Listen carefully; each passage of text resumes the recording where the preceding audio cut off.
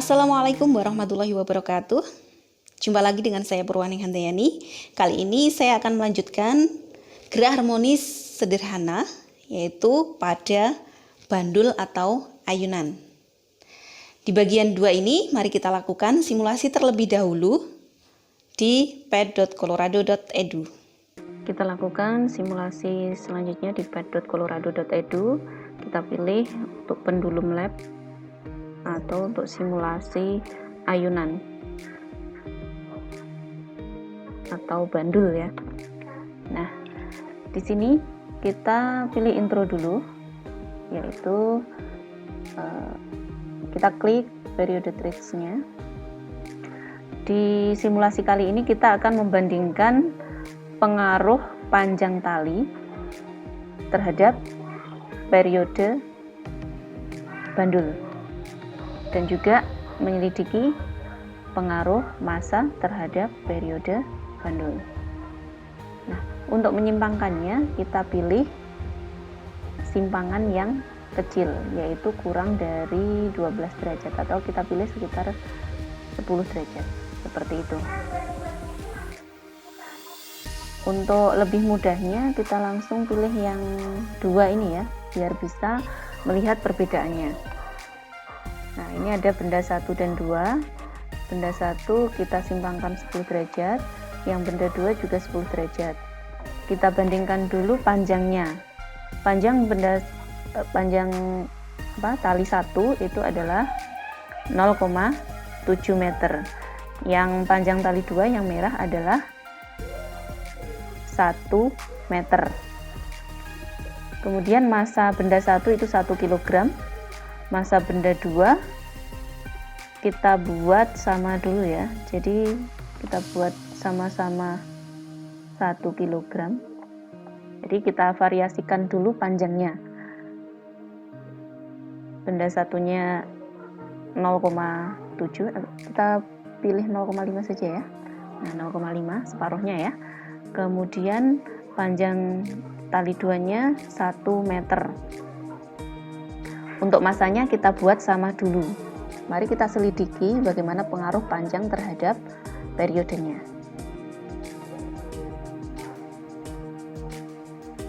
Ternyata untuk benda 1 yang talinya lebih pendek, itu geraknya lebih cepat. Yang benda 2 talinya lebih panjang, geraknya lebih lambat. Lebih cepat ini berarti periodenya lebih kecil. Yang lebih lambat ini berarti periodenya besar. Sehingga dari sini bisa kita simpulkan bahwa semakin panjang talinya, maka semakin besar pula periodenya. Nah, sekarang kita variasikan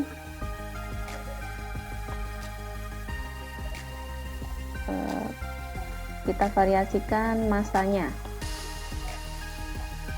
Jadi panjang talinya kita buat sama, misalkan semua 1 meter ya.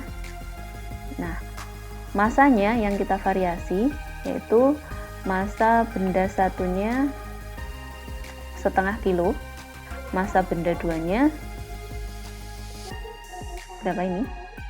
1 kilogram. Coba kita gerakkan. Ternyata tidak terlihat ya. Atau kita balik, yang ini masanya lebih besar biar kelihatan. Ini masanya lebih kecil biar kelihatan ya. Tujuannya cuma biar kelihatan aja. Nah, yang benda 1 yang biru masanya 1,5 kg. Yang benda merah, benda 2, ini masanya setengah kilogram. Coba kita gerakkan bersama-sama. Nah, ternyata bagaimana?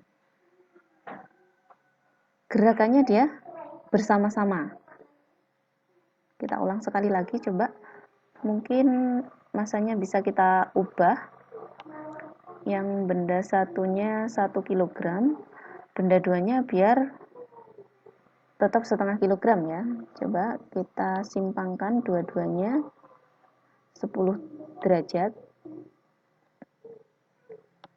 Nah, ternyata tetap mereka bergerak bersama-sama. Nah, dari sini bisa kita simpulkan bahwa variasi massa itu tidak berpengaruh pada periode. Jadi massa tidak berpengaruh pada periode. Jadi untuk bandul itu periode hanya dipengaruhi oleh panjang tali, tidak dipengaruhi oleh besarnya atau beratnya beban.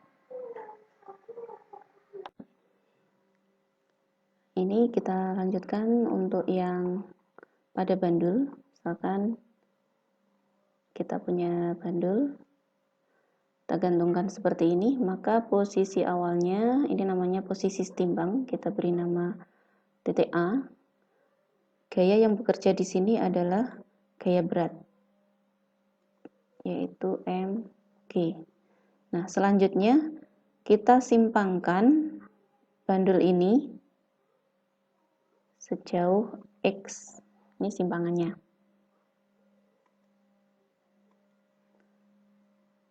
Kita gambarkan ini agak besar saja sudutnya. Tapi kalau kita percobaan ini diusahakan menyimpangkannya harus sangat kecil, yaitu kurang dari 12 derajat.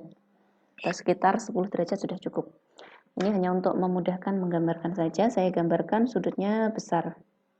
Nah, di sini gaya yang bekerja itu ada gaya berat mg. Kita punya vektornya ke sana, ada mg cos theta, karena tetanya sama dengan yang di sini ya. Nah, untuk yang sebelah sana itu ada mg sin theta. Ini adalah posisi B. Misalkan kita tarik sejauh B, kemudian kita lepaskan. Maka bandul ini akan berusaha kembali ke A. Nah, selanjutnya dia akan melewati A dan menempuh titik terjauh lagi di C. Sehingga X ini adalah simpangannya. Kemudian amplitudenya bisa dari AB atau AC. Nah, yang namanya satu getarannya itu sama dengan dari gerak A ke B, ke A lagi, ke C, kembali ke A. Nah, untuk simpangannya ini, gerakannya sama dengan yang di Pegas, yaitu mirip dengan grafik sinus atau gerakannya sinusoidal. Nah, karena gerakannya sinusoidal, bisa kita tuliskan bahwa simpangannya X sama dengan A sin omega T. Kemudian kecepatannya V sama juga, yaitu sama dengan yang pas di Pegas ya, yaitu A omega cos omega T. Dengan A omeganya ini adalah V maksimumnya. Selanjutnya untuk A-nya, percepatannya itu sama dengan A omega kuadrat sin omega T. Mana ini ada tanda negatifnya.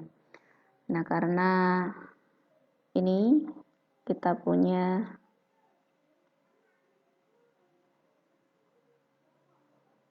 mirip yang tadi juga, maka bisa kita tuliskan bahwa A ini sama dengan min omega kuadrat X. Nah, kalau di fisika ini bukan hanya sekedar persamaan ya. Kalau kita perhatikan, X sama dengan A sin omega T, yang sini V-nya A omega cos omega T.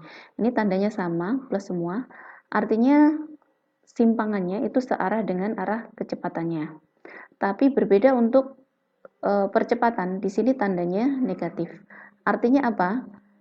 Ini A-nya, arahnya A ini selalu berlawanan arah dengan X. Nah, kembali lagi ke persamaan ini. Di sini ada mg sin theta.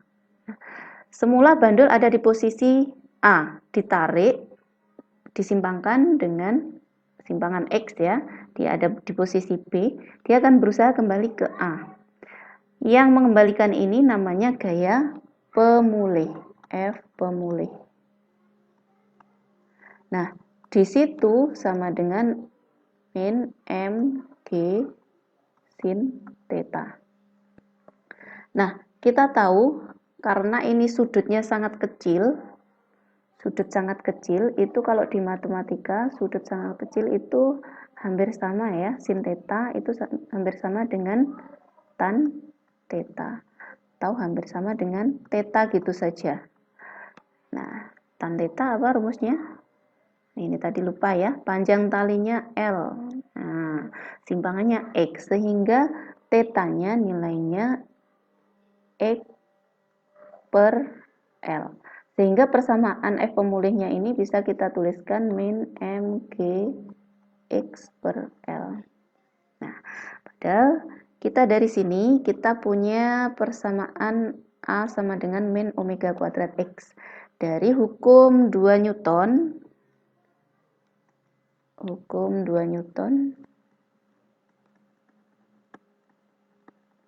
kita punya F sama dengan M kali A, sehingga min M, A-nya dapat dari sini ya, min M kuadrat X.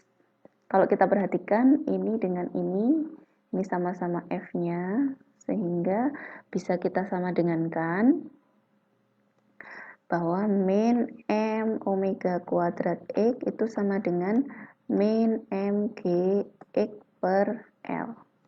Kanan kiri punya ini, bisa kita coret, punya X juga, X-nya bisa kita cancel, sehingga kita dapatkan omega kuadrat sama dengan G per L. Kita tuliskan ulang, omega kuadrat sama dengan G per L, sehingga omeganya akar G per L.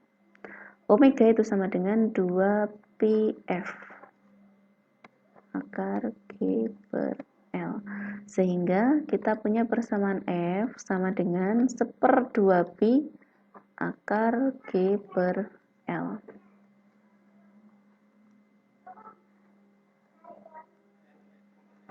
Nah, karena kita punya hubungan T itu sama dengan 1/f, maka bisa kita tuliskan ulang T sama dengan 2π akar L per G. Nah, dari persamaan ini kita tahu bahwa T-nya sebanding dengan akar L. Artinya apa? Semakin panjang tali, L-nya ini tali, maka semakin besar pula periodenya. Seperti simulasi yang tadi, yaitu periode pada bandul dipengaruhi oleh panjang tali. Nah, kalau kita lihat dari persamaan ini, maka periode pada bandul tidak ada unsur M-nya, massa bandul ya. Jadi periode pada bandul, periode bandul hanya dipengaruhi oleh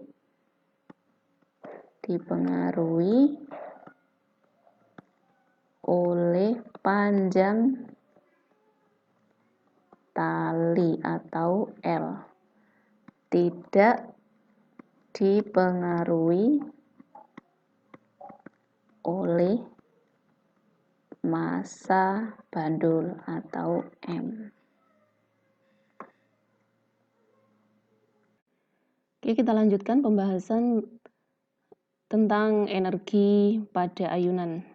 Nah, di sini saya punya bandul disimpangkan. Pada bandul yang bergerak secara harmonis ini akan ada yang namanya energi kinetik KE ini ya. Energi kinetik ini kaitannya dengan kecepatan bandulnya itu.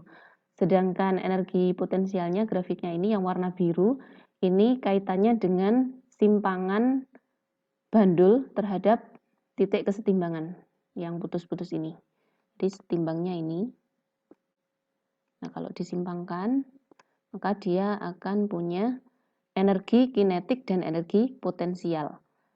Nah, kalau kita perhatikan jumlah total antara energi kinetik dan energi potensialnya selalu tetap, yang bagian ini, yang grafik ini. Ini disebut dengan energi mekanik, yaitu jumlah total energi kinetik dan energi potensial. Ini selalu tetap, yaitu ketika energi kinetiknya kecil, energi potensialnya besar. Ketika energi kinetiknya yang besar, maka energi potensialnya kecil, tapi totalnya tetap.